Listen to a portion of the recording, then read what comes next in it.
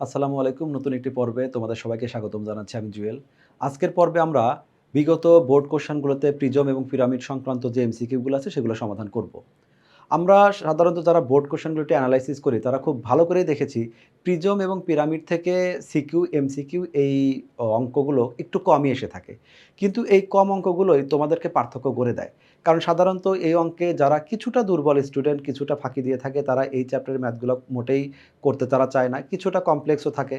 কিন্তু এই ২-১ টা ম্যাথই তোমাদের পার্থক্য গড়ে দেয় যে কে ৯৮ পাবে আর কে ৯৯ পাবে। অর্থাৎ একটা গোল্ডেন এ প্লাস স্টুডেন্ট, একটা সাধারণ এ প্লাস স্টুডেন্টের মধ্যে পার্থক্য করে দেয় সাধারণত এই চ্যাপ্টারগুলো। আর এই ক্ষেত্রে দেখা যায় বেশিরভাগ মানুষই এইগুলোর কাছে আননোন থাকে। সুতরাং তোমাদের যাদের টার্গেট ১০০ তে ১০০ তারা এই টাইপের যে ম্যাথগুলো খুব কম আসে কিন্তু আসে এবং যেগুলো অপেক্ষাকৃত একটু ডিফিকাল্ট সেগুলো খুব মনোযোগ দিয়ে আমরা দেখব। আজকের পর্বে আমরা ৬৬ থেকে ৭৮ নাম্বার পর্যন্ত যে এমসিকিউগুলো আছে অর্থাৎ যেগুলো পিরামিড এবং প্রিজম সংক্রান্ত সেগুলো সমাধান করব। এই প্রশ্নটিতে বলা আছে ২ সেন্টিমিটার বাহু বিশিষ্ট সুষম ষড়ভুজাকার প্রিজমের ভূমির ক্ষেত্রফল কত? টপিকটা যদিও প্রিজমের কিন্তু আমার ক্ষেত্রফল বের করতে হবে শুধুমাত্র সুষম একটা ষড়ভুজের। যদি কোনো ষড়ভুজের প্রত্যেক বাহু ২ হয়ে থাকে আমরা আপাতত প্রিজমটাকে ভুলে যাই, শুধুমাত্র আমরা এই ভূমিটাকে খেয়াল করব কারণ ভূমির ক্ষেত্রফল নিয়ে আলোচনা করতে বলছে। এই টাইপের ক্ষেত্রে আমরা ক্ষেত্রফলের সূত্র জানি, ক্ষেত্রফল A সমান এটা ছিল আমাদের n square. n square divided by 4 এটা হলো cot 180 degree divided by n। এই যে আমাদের সূত্রটা ছিল যেখানে এখানে n বলতে বোঝাচ্ছে কতগুলো বাহুর সংখ্যা আর a বলতে বোঝাচ্ছে বাহুগুলোর দৈর্ঘ্য। এই ম্যাথটাতে আমাদের যেহেতু বলে দিছে সুষম ষড়ভুজ এরকম ৬ বাহু বিশিষ্ট একটা ভূমি নিয়ে আমরা আলোচনা করছি প্রিজমের ভূমি নিয়ে। অর্থাৎ একটা ষড়ভুজের শুধু ক্ষেত্রফল বের করব। তাহলে n মানে এখানে 6, a মানে হলো বাহুর দৈর্ঘ্য, এখানে প্রত্যেকটা বাহুর দৈর্ঘ্য দেওয়া আছে 2। তাহলে a বলতে আমি লিখব হলো 2a square divided by 4 cot 100 cot ঠিকই রাখলাম। এটা 180 ডিভাইডেড বাই এটা হলো n মানে 6। তাহলে এইটুকের মধ্যে ক্যালকুলেশন করলে দাঁড়াচ্ছে এখানে আমাদের 4 2 স্কয়ার মানে 4 4 4 কাটা গিয়ে এখানে শুধু 6 থাকবে। এইটা হবে হলো cot 30 ডিগ্রি। আর আমরা জানি যে cot 30 ডিগ্রি মান হলো √3। তাহলে এই যে রেজাল্টটা দাঁড়াচ্ছে সেটা হলো 6√3। যদি আমাদের অপশনগুলো এরকমটা থাকে যে দশমিক দিয়ে তাহলে এটাকে আমরা এসডি মোডে দিলে যেটা হয় রেজাল্টটা যদি দশমিকে থাকতো তাহলে আমরা এরকম এই এসডি যেটা আছে সেটা প্রেস করে আমরা রেজাল্টটা বের করতাম। তাহলে আমাদের এইখানে যে রেজাল্টটা দাঁড়াচ্ছে সেটা আমাদের 6√3, এটা আমাদের সঠিক আনসার। পরবর্তী ম্যাথটা দেখি, এখানে বলা আছে ৪ সেন্টিমিটার বাহু বিশিষ্ট সুষম ষড়ভুজ। এই ক্ষেত্রে আমাদের যদি সুষম না হয় আমাদের সূত্রটাই চেঞ্জ হয়ে যায়, কিন্তু তোমাদের সবসময় সুষমই থাকবে। তাহলে ৪ সেন্টিমিটার বাহু বিশিষ্ট সুষম ষড়ভুজের প্রিজমের ভূমির ক্ষেত্রফল কত? মানে আগের ম্যাথ এই ম্যাথ একই কথা। আগেটা যেখানে বাহুর দৈর্ঘ্য ছিল ২ এখানে শুধু বাহুর দৈর্ঘ্যটা ৪ আসবে। তাহলে এই ম্যাথটার জন্য আমাদের যেটা দাঁড়াচ্ছে যেহেতু আমাদের সুষম একটা ষড়ভুজ আছে তার মানে এক্ষেত্রেও বাহুর সংখ্যা n মানে 6 আর আমাদের বাহুর দৈর্ঘ্য যেটাকে আমরা a দ্বারা প্রকাশ করি সেটা হলো 4। তাহলে সূত্রটা দাঁড়াবে এখানে n এর জায়গায় আমরা 6 রাখি, এর জায়গায় হলো এটা 4a স্কয়ার ডিভাইডেড বাই এটা হলো 4 cot 180 ডিগ্রি 180 ডিভাইডেড বাই 6। তাহলে এখানে এটা 4 আছে দুইটা, 4 4 16, তাকে 4 দ্বারা যদি ভাগ করি তাহলে আমাদের থাকবে 4। অর্থাৎ এইটুকু ক্যালকুলেশন করলে এখানে হবে 24 আর এই জায়গায় আসবে হলো cot 30 ডিগ্রি। আমরা যদি ক্যালকুলেশন করি আর cot 30 ডিগ্রি মান √3 তাহলে এটা আসবে 24√3। আমাদের অপশনটা দেখি 24√3, তাহলে আমাদের সঠিক অ্যান্সার হলো 24√3। আমাদের এখানে যে চিত্রটা আছে আমাদের ৬৮ এবং ৬৯ নাম্বার যে প্রশ্নটা আছে তার উপর বেস করে এই চিত্র থেকে আমাদের অ্যান্সার দুটো করব। কিন্তু এক্ষেত্রে আমাদের চিত্রটা এখানেও যে খুব বেশি সুন্দর হয়েছে তা না, এখানে প্রিজমের যে ছবিটা কিছুটা অস্পষ্ট আছে। তাহলে এখানে প্রিজমটা বোঝাচ্ছে এই যে আমি রেড কালার আর হলো এক্ষেত্রে আমি একটা পার্পেল কালার বিষয় যেটা হেড টেল করলাম, মানে এই নিচেরটা তুমি লাল কালারটা তুমি ভূমি বরাবর চিন্তা করো, এটা যেটা আছে তুমি ভূমিতে চিন্তা করো আর তার উপরে তুমি এই মাথাটা চিন্তা করো, উপরে ত্রিভুজ নিচে ত্রিভুজ, এইটা প্রিজম, এই প্রিজম ওইটা। তার মানে লাল কালারের যেটা দেখা যাচ্ছে তুমি ওটা মাটির উপরে অবস্থিত একটা ভূমি মনে করো, ঠিক ওইটা একই হাইট একটা নির্দিষ্ট হাইটে, যেখানে হাইট হলো 7 সেন্টিমিটার, এইটা তার ছাদ মনে করো। তাহলে এইটা যদি প্রিজম হয় সেই প্রিজমটা নিয়ে আমাদের আলোচনা করতে হবে। প্রিজমে আলোচনা করার সময় এখানে দেওয়া আছে প্রিজমটির ভূমির ক্ষেত্রফল কত হবে। তোমাদের আগের টাইপে এই টাইপের আগের যে টাইপটা ছিল আমাদের টাইপ 2, সেক্ষেত্রে আমি তোমাদের কয়েকটা কথা বলেছিলাম যে আমাদের সমকোণী ত্রিভুজের কয়েকটা আমাদের মুখস্থ প্রিসেট আছে। যেমন আমাদের একটা বাহু যদি 5 হয়, একটা বাহু যদি 5 হয় আর একটা বাহু যদি 12 হয়, এইটাকে দুইটাকে লম্ব ভূমি যদি মনে করি, অতিভুজ অবশ্যই আমাদের 13 হবে। ঠিক একইভাবে আমাদের 3, 4, 5 এরও একটা প্রিসেট ছিল, 6, 8, 10 এর একটা ছিল যে যদি আমাদের 6 আর 8 এই দুইটা আমাদের লম্ব আর ভূমি হয় তাহলে অতিভুজ আমাদের ওইখানে 10 ই হবে। তাহলে এই তিনটার মধ্যে যদি বলে দেয় অতিভুজ 10 তার এখানে লম্বটাকে 8 বলে দিল, তাহলে অবশ্যই ভূমি আমাদের 6 হবে। ওই ক্যালকুলেশন করলে বের হয়, বাট এই কয়েকটা কমন ক্যালকুলেশন আমরা মনে রাখবো। এখন এই জায়গায় ভূমির ক্ষেত্রফলটা বের করতে বলছে, ভূমিতে কি দেওয়া আছে? 3টা বাহুর দৈর্ঘ্য।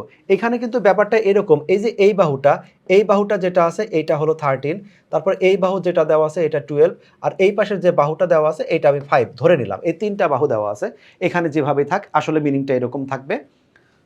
তো এখন দেখতে পাচ্ছি সবচেয়ে ছোট যে দুইটা বাহু 5 আর যেহেতু 12 আছে তাহলে অবশ্যই 13 আছে। এখানে 3টা বাহু 5, 12, একটাকে যদি লম্ব ধরি একটাকে যদি ভূমি ধরি তাহলে আমাদের এটা তো অটোমেটিক অতিভুজ হয়ে যাচ্ছে। কারণ এটা হলো 5 স্কয়ার মানে 25, এটা হলো 12 স্কয়ার মানে হলো 144। অর্থাৎ আমি যদি সরাসরি এই দুইটাকে আমি 5 স্কয়ার প্লাস হলো 12 স্কয়ার দেই তাহলে আমাদের আসবে 25 প্লাস 144, তার মানে হলো 169, তাহলে এটা হবে 13 স্কয়ার। এই যে দুই বাহুর স্কয়ার তৃতীয় বাহুর উপর স্কয়ার মিলে যাচ্ছে, তার মানে নিশ্চিতভাবেই এটা আমাদের একটা সমকোণী ত্রিভুজ হবে। আর সমকোণী ত্রিভুজ যদি হয়, যেহেতু আমাদের শুধু ভূমির ক্ষেত্রফল মানে এই ত্রিভুজটাতে আমাদের ভূমিটাই, সমকোণী ত্রিভুজটাই আমাদের ভূমি। তাহলে ভূমির ক্ষেত্রফল সমকোণী ত্রিভুজের যে ক্ষেত্রফলের সূত্র আমরা শিখেছিলাম, তো সেই সূত্রটা ছিল হাফ গুণন ভূমি গুণন লম্ব। মানে আমাদের সবচেয়ে প্রচলিত যে সূত্র ত্রিভুজের ক্ষেত্রফল বের করার জন্য, হাফ গুণন ভূমি গুণন উচ্চতা, এখানে উচ্চতাটাই তো লম্ব।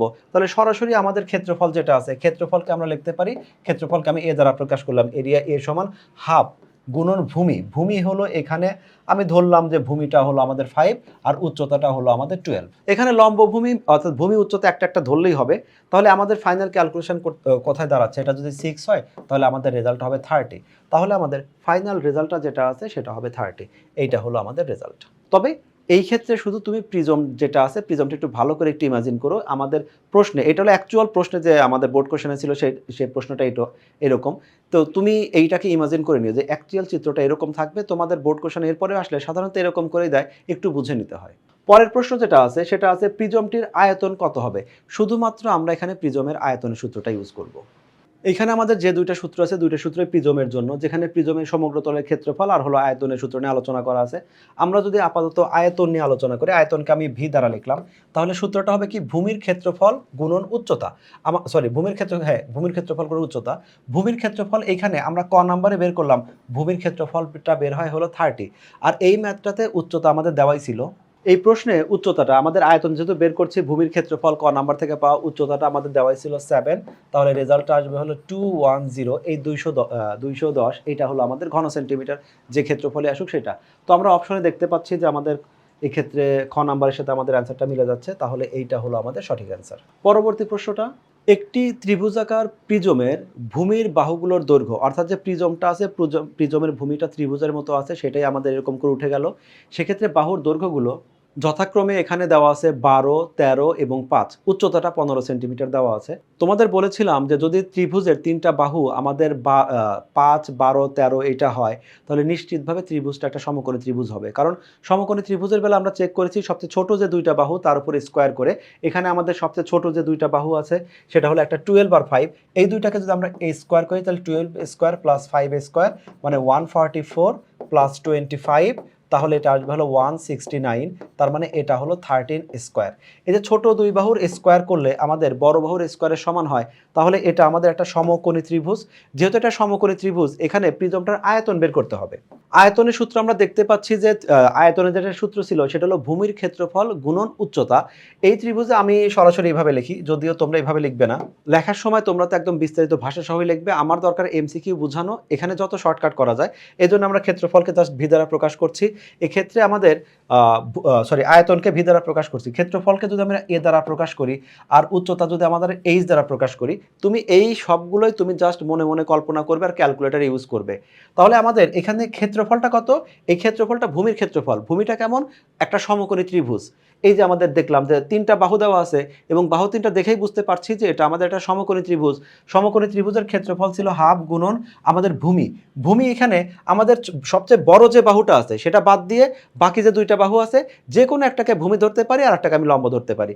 আমি ভূমিকে ধরলাম হলো 12 আর উচ্চতাটাকে ধরলাম হলো 5। এটাকে অল্টার করে চেঞ্জ করে ধরলেও রেজাল্ট একই থাকতো। তাহলে সেক্ষেত্রে দেখতে পাচ্ছি এখানে একটা রেজাল্ট আসবে এইচ, যেটা এই ম্যাথটাতে এইচ মানে 15 দেওয়া আছে। এইটুকু ক্যালকুলেশন করলে রেজাল্ট আসবে হলো 30, আর এক্ষেত্রে আমাদের এখানে আছে হলো 15। তাহলে রেজাল্টটা হচ্ছে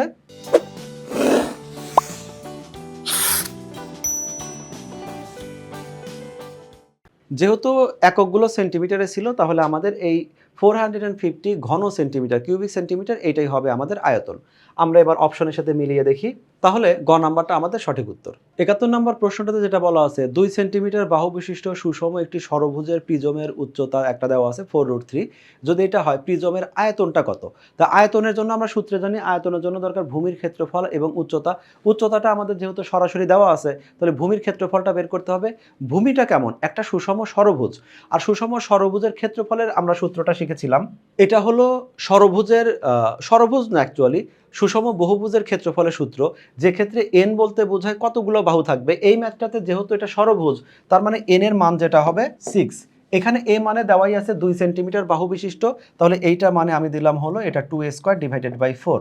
কট এটা হলো আমি একবারে লিখে দেই 180 ডিভাইডেড বাই 6, মানে n এর মান যেহেতু 6, তাহলে 180কে যদি 6 দ্বারা ভাগ করি তাহলে আমাদের আসবে হলো 30 ডিগ্রি। এইটুকুরে আমাদের 2a² মানে 4, 4 4 কাটা গেলে এটা আসবে 6√3। এই যে ভ্যালুটা বের হলো, এই ভ্যালুটা হলো সুষম একটা প্রিজমের যে ভূমিটা আছে, এটা ভূমির ক্ষেত্রফল। আমাদের ভূমির ক্ষেত্রফল বের হলো, আমাকে বের করতে হবে আয়তন। যদি আয়তন আমি বের করতে নেই, তাহলে আয়তন যদি বের করতে নেই তাহলে ভি সমান কি হবে? a into H. এখানে আমাদের এইচ এর মানটা দেওয়া আছে, আমি এইচ লিখে নিই।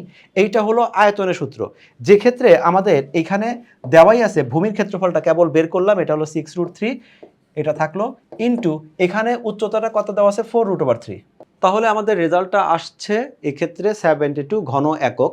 আমাদের অপশনগুলোর মধ্যে 72 আছে হলো এখানে 72, তাহলে এইটা হলো আমাদের সঠিক উত্তর। অনুচ্ছেদটা পড়তে হবে 72 এবং 73, যে প্রশ্ন দুইটা আছে সেটা এর উপর এই তথ্যের উপর বেস করে আমাকে অ্যান্সার দিতে হবে। যে ক্ষেত্রে বলা আছে একটি ত্রিভুজাকার সুষম প্রিজমের ভূমির প্রত্যেক বাহুর দৈর্ঘ্য দেওয়া আছে 4, উচ্চতা দেওয়া আছে 3।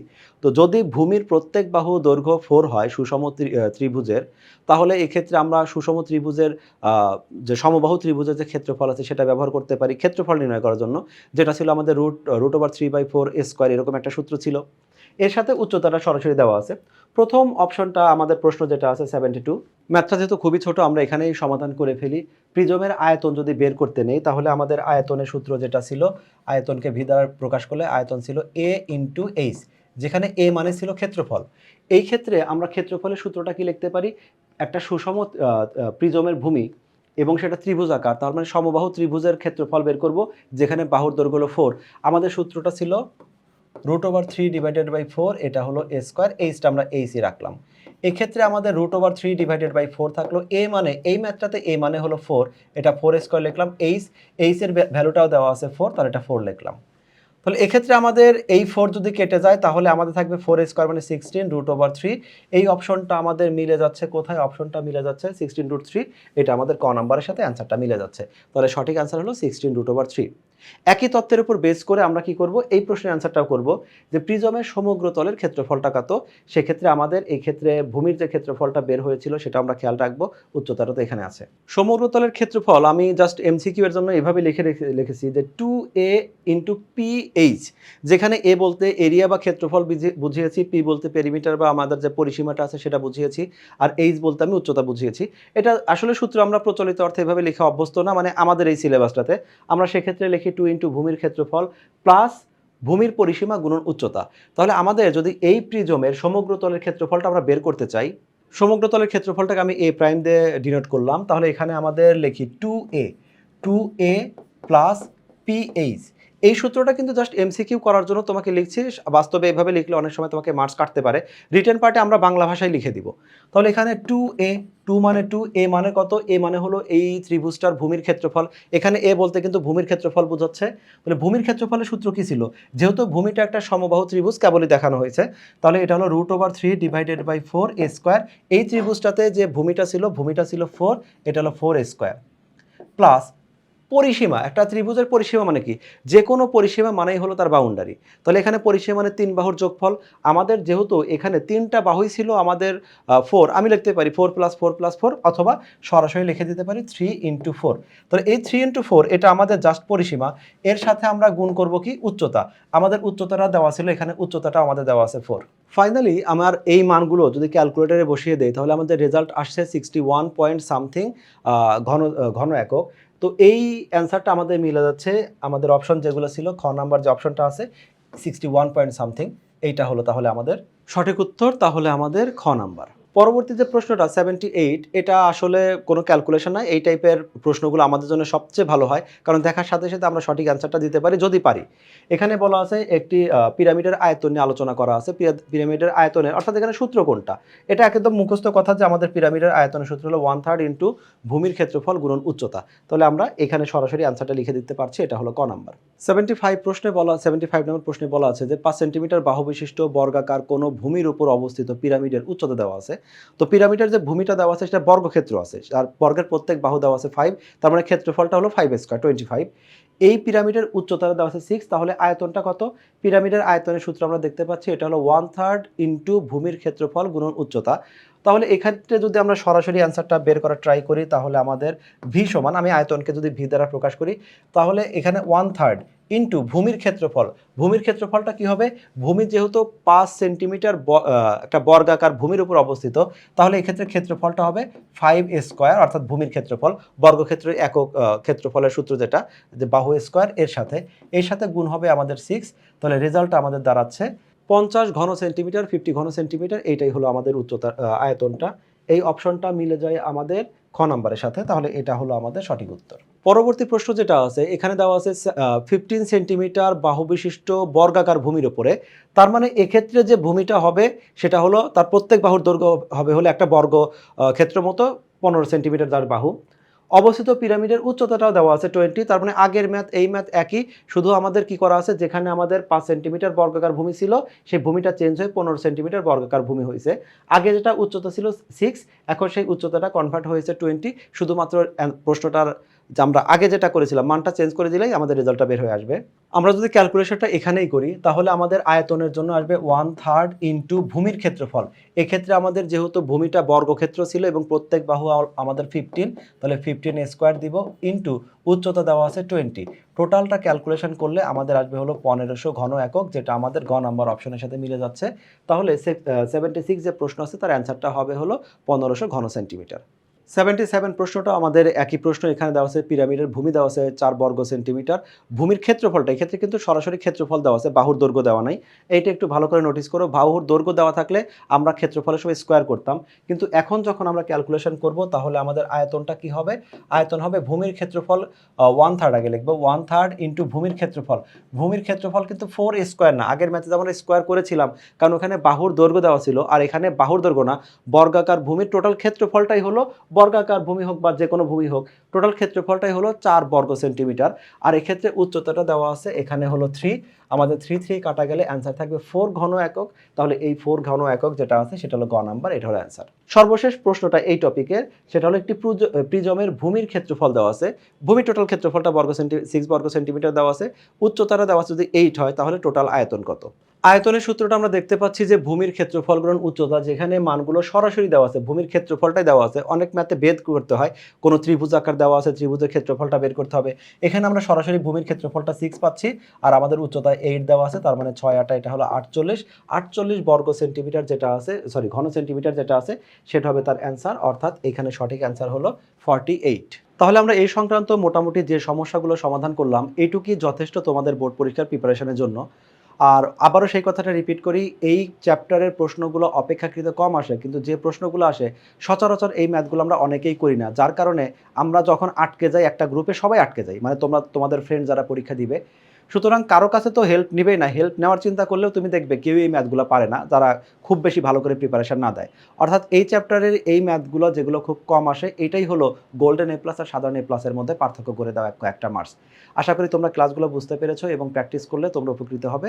আর আমরা পরবর্তী পর্বে আরও অন্যান্য যে এমসিকিউগুলো নিয়ে আছে সেগুলো নিয়ে তোমাদের সাথে হাজির হব। সেই পর্বে স্বাগতম জানাচ্ছি। আল্লাহ হাফেজ।